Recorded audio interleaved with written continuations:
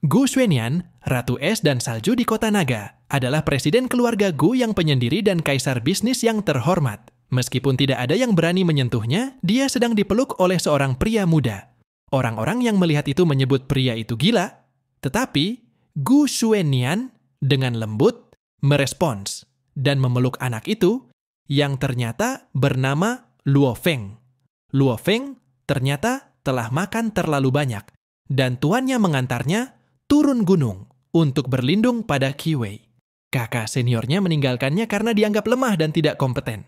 Terkejut hingga keringat dingin mengucur saat kereta tiba di Longcheng. Setelah makan lezat di hotel, Luo Feng tidak bisa berhenti menyantap hidangan. Semuanya begitu nikmat baginya. Dia mengusap mulutnya dan menikmati setiap suapan dengan penuh kenikmatan.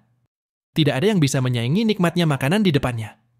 Luo Feng belum pernah merasakan perlakuan seperti ini sebelumnya.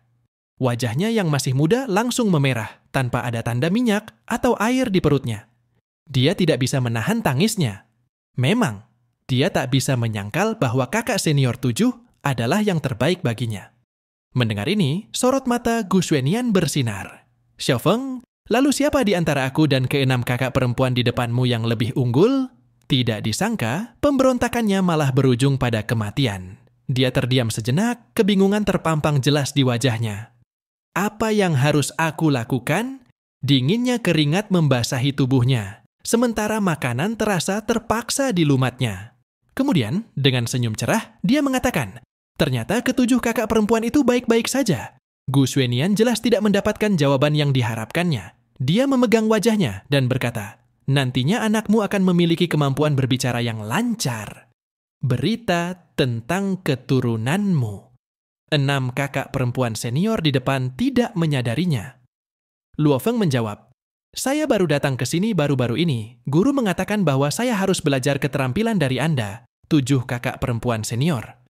Sungguh benar. Jika tidak, ke-6 orang itu pasti telah membawamu terbang dan pergi. Sulit untuk memutuskan apakah kamu bisa memakan makanan ini atau sudah kedaluarsa. Kamu tidak bisa menembus masuk dan hanya mendengarkan saja. Omelan marah meresap ke matamu. Hotel ini adalah rumahku. Pergi dari sini. Tiba-tiba, terdengar ledakan dan pintu terbuka dengan keras oleh 3 pemuda yang berteriak, Gu Xuenian, apakah kau pantas bagiku? Beraninya kau membawa-bawa aku di belakangmu?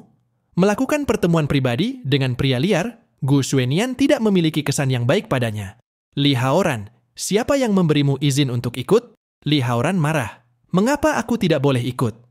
Gu Xuenian menyilangkan tangan dan memeluk dadanya, menunjukkan ekspresi yang penuh teka-teki. Hanya kakekmu yang mampu membuat kakekku mabuk hingga mengucapkan kata-kata aneh tentang diriku, sahutnya dengan nada menggoda. Luo Feng, dengan senyuman penasaran, bertanya, siapa dia itu?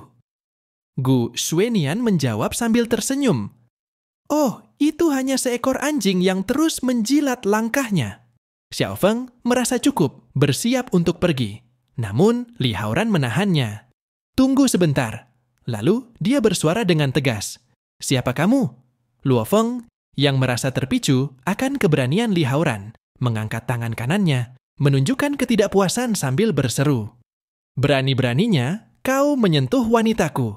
Dengan penuh keberanian dia memukul wajah pria tadi dengan satu pukulan. Gu Xuenian terkejut melihatnya, tetapi dia merasa senang. Li Haoran tampak kehilangan tenaga, seolah seluruh kekuatannya sirna dalam satu serangan. Gu Xuenian mengamati situasi dan berkata, Xiao Feng hampir tiba. Mari kita tunjukkan wajah kita kepada kakeknya dan pulang bersamaku. Kakek pasti akan senang melihatmu setelah sekian lama tak bertemu dengan kakek Gu. Dengan itu, mereka berdua beranjak pergi, meninggalkan Li Haoran di tempatnya. Ketika orang-orang yang dibawanya datang terlambat, mereka bergegas maju untuk membantunya berdiri di tengah tumpukan puing-puing. Ayo pergi, Li Haoran mendengus sambil memandang ke arah Gu Xuenian dan Luo Feng yang sudah menjauh. Menggertakkan gigi, ia mengucapkan, baiklah, Gu Xuenian, ingat namaku. Dalam hatinya, ia bertanya-tanya bagaimana ia bisa menyampaikan kepada keluarga Li bahwa 2 orang itu sedang bermain catur di villa keluarga Gu, sembari bertukar informasi tentang keadaan terkini. Ia juga menyadari bahwa Luo Feng adalah murid dari master yang terkenal. Mengapa selama ini ia tidak pernah mendengar tentang keluarga Gu? Rasanya baru kemarin ia mendengar tentang hal itu, tepatnya 3 tahun lalu. Usai makan malam, Gu Xuanian mengantar Luo Feng pulang ke rumah. Kakek dan ayah, lihat siapa yang saya bawa, serunya. Luo Feng pun melangkah maju dengan hormat untuk menyapa. Kakek Gu, senang berjumpa kembali. Gu menepuk bahu Luo Feng dengan penuh kasih. Sudah 3 tahun kita tak bertemu. Betapa kamu tumbuh tinggi sekali. Tinggallah di sini beberapa hari lagi. Kita bisa berdiskusi dan bermain catur. Setelah saling menyapa, Gu Xuanian menunjukkan kamar tamu. Ini sudah siap untukmu sejak lama. Nah, Xiao Feng, apa pendapatmu? Luo Feng langsung melompat gembira ke tempat tidur. Aku sangat puas. Kakak senior ketujuh, aku tidak ingin tinggal di sini selamanya. Xuanian tidak senang mendengar itu. Mengapa kamu tidak ingin tinggal selamanya? Apakah kamu hendak mencari kakak perempuan lain? Tanyanya dengan nada sedikit menggoda. Aku tidak bisa tinggal di sini selamanya. Luo Feng mengelak dengan ringan. Gu Xuanian alih-alih menjawab, langsung bertanya, Xiao Feng, menurutmu, aku, kakak senior ketujuh, ini cantik atau tidak? Sambil mengucapkan itu, wajahnya merona. Bisa jadi. Kenapa? Balas Luo Feng dengan polos. Gu Xuanian berlanjut. Kenapa tidak kita menikah saja? Aku bisa memberimu seorang anak. Dia menyiratkan humor, tetapi Luo Feng tampak ketakutan, seolah diminta melakukan hal yang mustahil. Kakak senior ketujuh, aku menganggapmu seperti saudara perempuanku. Tapi, kamu mau tidur denganku? Apa kau serius? Reaksi Luo Feng membuat Gu Xuanian terkejut. Namun seiring senyum manis menghiasi wajahnya, dia menimpali. Tenang saja, aku tidak bermaksud membuatmu ketakutan. Aku hanya bercanda untuk melihat reaksimu. Luo Feng menghela napas lega. Wah, itu luar biasa. Kakak senior ketujuh, kau benar-benar membuatku terkejut. Gu Xuanian hanya tersenyum sebelum bangkit. Baiklah, istirahatlah yang cukup. Besok pagi, aku akan membawamu ke tempat yang sangat menyenangkan. Setelah keluar dari kamar, Gu Xuanian merasa sedikit terburu-buru. Seberkas kesepian melintasi wajahnya, terbayang saat pagi itu tiba, ketika mereka akan menghadiri pameran kuil Kota Naga. Acara tahunan ini adalah perayaan besar yang diantisipasi banyak orang. Keesokan harinya, suasana di pameran begitu meriah dan penuh warna.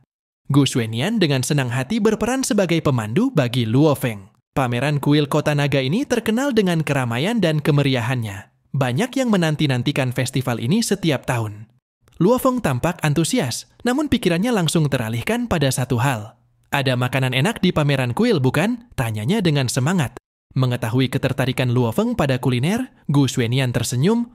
Oh, banyak sekali. Mulai dari makanan tradisional hingga camilan unik. Persiapkan dirimu untuk menjelajahi rasa. Tidak jauh dari sana, di platform pameran kuil yang tinggi, keluarga Li, tokoh terkenal di Longcheng, duduk bersantai. Di antara mereka, Li Haoran dengan cepat menarik perhatiannya pada Gu Xuanian. Dia bangkit dengan marah dan berkata, Gu Xuanian, mengapa kamu membawa sampah ke acara penting ini? Apakah kamu sengaja ingin memalukan keluarga saya? Apakah kamu mencari masalah? Ayah Gu Xuanian melangkah maju dengan sikap dingin dan angkuh.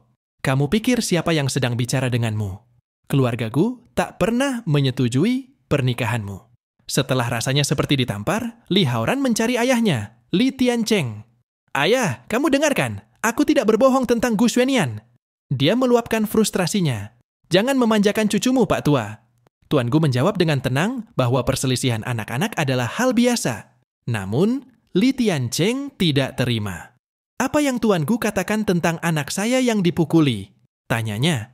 Apa pendapatmu? Tuan Gu menantangnya. Haoran melompat. Aku mau kamu berlutut dan minta maaf. Gu Xuanian adalah wanitaku. Feng pun langsung menamparnya. Suasana semakin tegang.